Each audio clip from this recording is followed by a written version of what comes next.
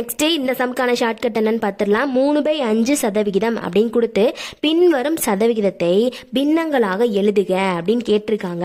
இது ஏற்கனவே பின்னமாக தான் இருக்கு 3/5 அப்படின்னு. இதை என்ன பண்ண சொல்லியிருக்காங்கன்னா, இந்த சதவிகிதம் இருக்கு இல்லையா, அதை வந்து நம்ம ரிமூவ் பண்ணிடணும். அதை வந்து நம்ம கேன்சல் பண்ணிட்டு வெறும் பின்னமா மட்டும் எழுதணும். வெறும் பின்னமான 3/5 அப்படி எழுதக்கூடாது. இந்த ஆப்ஷன்ஸ் பாருங்க, வேற வேற நம்பர்ஸா இருக்குது. நம்ம ஷார்ட் பண்ணி இந்த சதவீதத்துக்கு ஒரு வேல்யூ கொடுத்து அதை வச்சு ஷார்ட் பண்ணி நம்ம வந்து ஆன்சர் கண்டுபிடிக்க போறோம். எப்படின்னா, இதுக்கு முன்னாடி நான் ஒரு சம் சொல்லியிருந்தேன்.